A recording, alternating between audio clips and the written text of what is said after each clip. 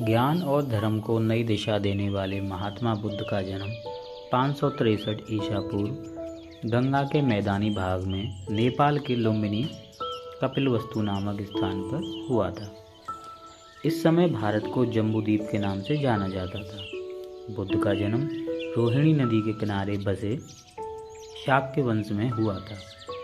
उनके पिता शुद्धोदन और उनकी माँ का नाम महामाया था, जो कोलीय वंश से थी, जिनका इनके जन्म के 7 दिन बाद निधन हुआ।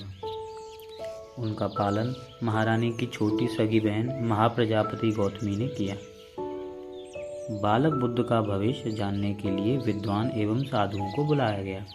उन्होंने बताया कि यह बालक या तो चक्रवर्ती सम्राट होगा और पृथ्वी पर राज करेगा, या बुद्ध होगा। समस्त जीवों के कल्याण के लिए इस बालक ने जन्म लिया है। स्वयं धर्मराज इस पृथ्वी पर अवतरित हुए हैं। यह गरीबों, दुखियों और असहायों को कष्टों से मुक्ति दिलाएगा। विद्वानों और ब्राह्मणों ने बालक का नाम सिद्धार्थ रखा, जिसका अर्थ है वह बालक जिसका जन्म सिद्धि प्राप्त के लिए हुआ है। बौद्धिक और आध्यात्मिक विषयों में सिद्धार्थ की बहुत रुचि थी। इनके गुरु विश्वामित्र ने इन्हें वेद और उपनिषदों की शिक्षा दी। राज्यसभा की बैठकों और सभाओं में उपस्थित होकर इन्होंने शासन कला की शिक्षा ली। सिद्धार्थ सभी बच्चों की तरह चंचल नहीं थे। उनका बाल स्वभाव उदासीन था। वह बचपन से ही वृक्ष के नीचे बैठकर दुनिया के रंग ढंग पर चिंतन किया करते थे। राजा शुद्धोदन को हमेशा सिद्धार्थ के गृहस्थ जीवन के त्याग की बात सताती थी। उन्होंने सिद्धार्थ को तमाम दुख दर्द कष्टों से दूर रखा। राजमहल में तमाम सुख सुविधाएं, भोग विलास की वस्तुएं सिद्धार्थ के लिए उपलब्ध कराई गई, ताकि सिद्धार्थ गृहस्थ जीवन का त्याग करके संन्यास न ले। 547 ईसा पूर्व 16 वर्षीय सिद्धार्थ का विवाह राजकुमारी यशोधरा से हुआ। यह विवाह इसलिए किया गया ताकि सिद्धार्थ पारिवारिक मोह माया में बंध जाएं और वो संन्यास ग्रहण ना करें। परंतु सिद्धार्थ कभी भोग विलास की चीज़ों को अपने ऊपर हावी नहीं होने दिए। सिद्धार्थ अपनी पत्नी से ढेर सारी ज्ञान की बातें किया करते थे। उनका कहना था कि पूरे संसार में केवल स्त्री ही पुरुष के आत्मा को बांध सकती है।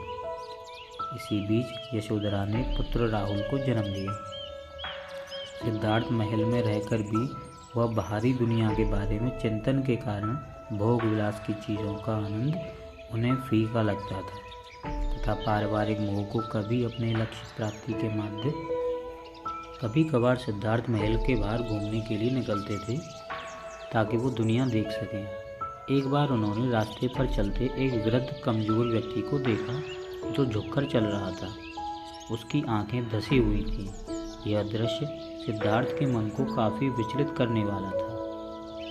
इससे उन्हें दुनिया के दुखों का अंदाज़ा हो गया। फिर उन्होंने एक बीमार व्यक्ति को देखा जो दर्द के कारण चिल्ला रहा था। उसका शरीर कांप रहा था। तब उन्होंने रोग क्या होता है इसे जाना।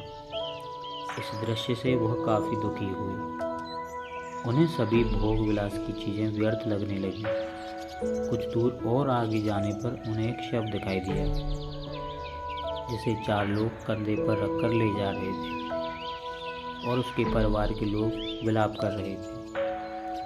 इस समय उन्हें जीवन और मृत्यु का ज्ञान हुआ। उन्होंने जाना कि जो व्यक्ति जन्म लेता है वह एक समय मृत्यु को भी प्राप्त होता है। तब उनके मन में विरक्ति की भावना उत्पन्न होने लगी। उन्हें सारा जीवन नीरस लगने लगा। थोड़ी दूरी पर उन्हें एक सन्यासी दिखाई दिया जो सांसारिक मोह माया से दूर प्रसन्न चित्त वाला था, मानो वो सारे दुखों से पार जा चुका हो। इस दृश्य को देखकर सिद्धार्थ ने संकल्प लिया कि वह इस मोह माया को त्याग कर संन्यास ग्रहण करेंगे। उसी रात सिद्धार्थ अपनी पत्नी यशोधरा और पुत्र राहुल को छोड़कर सत्य की खोज में जंगल में चले गए, ताकि दुनिया में सुख शांति स्थापित कर सके। सिद्धार्थ परम सत्य और शांति की खोज में गया के समीप और वेल्व के जंगलों में पहुंच गए। वहां उन्होंने 6 साल तक कठोर तपस्या की, परंतु उन्हें ज्ञान की प्राप्ति नहीं हुई। तपस्या के दौरान उनका तेजस्वी शरीर नर कंकाल बन गया, मानो मृत्यु उनके समीप हो। तभी जंगल के पास रहने वाले चरवाहे की बेटी सुजाता ने सिद्धार्थ को खीर खिलाई, जिससे उनके शरीर की खोई हुई शक्ति का वापस संचार हुआ। फिर सिद्धार्थ ने कठोर तपस्या का मार्ग त्यागने का निर्णय किया।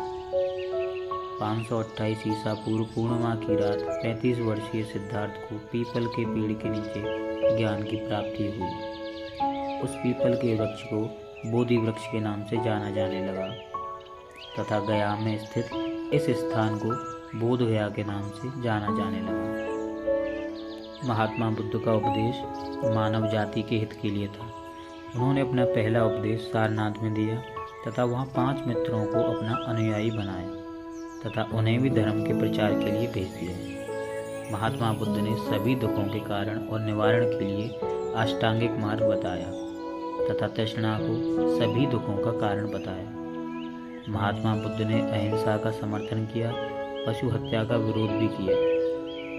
महात्मा बुद्ध ने 483 ईसा पूर्व 80 वर्ष की आयु में अपने नश्वर शरीर को त्याग दिया और परमात्मा में विलीन हो गए।